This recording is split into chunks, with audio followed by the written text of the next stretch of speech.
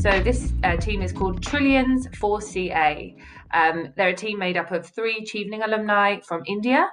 The presenter will be Rakesh Kumar Bhutoria, and the question answerer would be Arun Kumar. So just a reminder, if you do have any questions during the presentation, pop those into the chat, and Arun will have a go responding to those as the presentation is going on.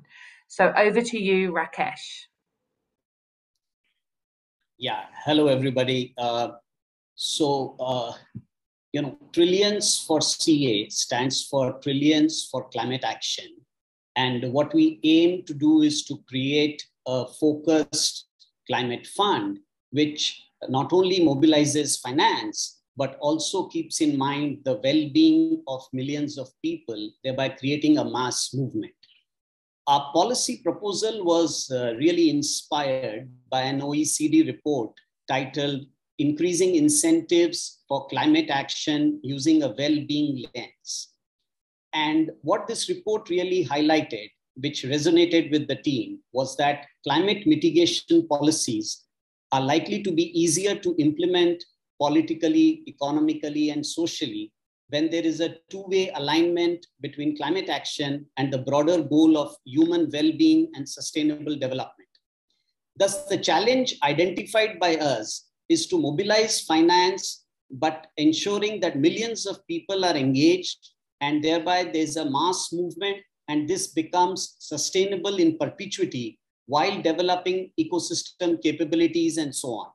So unlike very niche climate action projects, this is intended to create a vehicle whereby there are multiple projects across different categories, and I'll talk a little bit more about that in the next few slides. Can we move to the next slide, please? So our solution really focuses on, as I said earlier, creating of a focused world climate fund, which is anchored by certain pre-identified international financial institutions, which contribute through their finance, of course, but equally with their expertise. And one interesting aspect of our solution is that all beneficiaries are also expected to contribute so that they have skin in the game and are committed to the efforts. The funds are then deployed in pre-designed project categories with a large number of smaller projects under each category. And so that there is a fitment with the size of the corporates or the scale of the underlying beneficiaries and the nature of project or the size of project that is made available to them. Each project categories is, of course, designed keeping the expertise of the international financial institutions in mind and creating certain boundary conditions such that at a project individual level, there is impact on the livelihoods of the beneficiary, but at the same time, finance is made available to them. Ultimately, what happens is that if one has identified the relevant project categories and secured financing and come up with the boundary conditions for various project categories, as I mentioned, then one can voluntarily seek beneficiaries to join the movement. And over a period of time, it becomes a whole effort in perpetuity. Next slide, please. So the impact is multifold if this movement really takes off.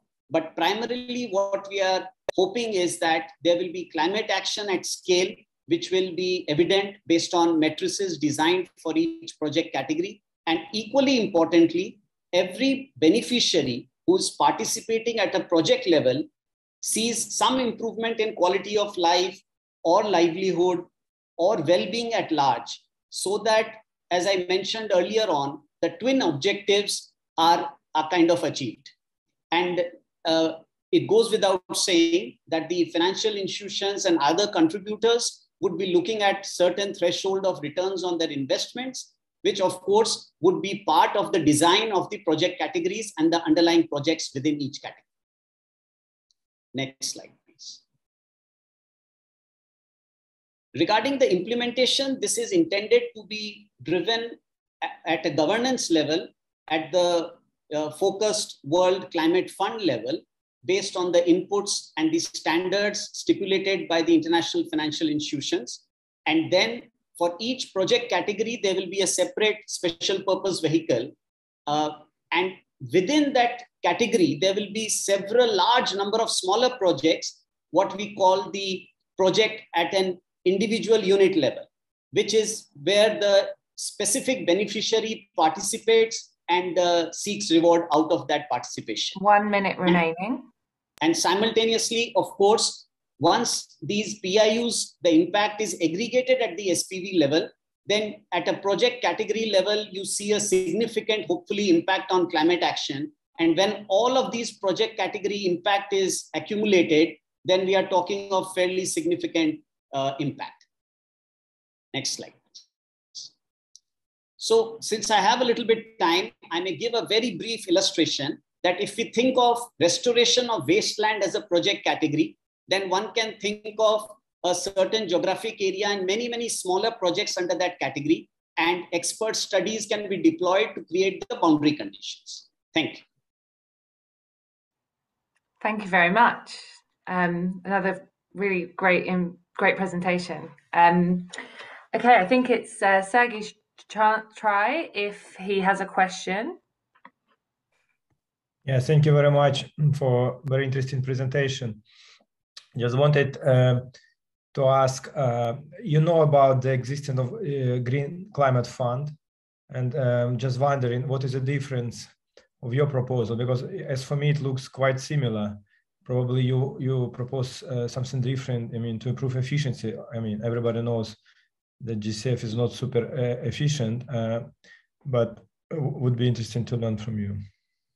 Yeah, thanks. So as I understand, the Green Fund is willing to finance any project which qualifies as a green project.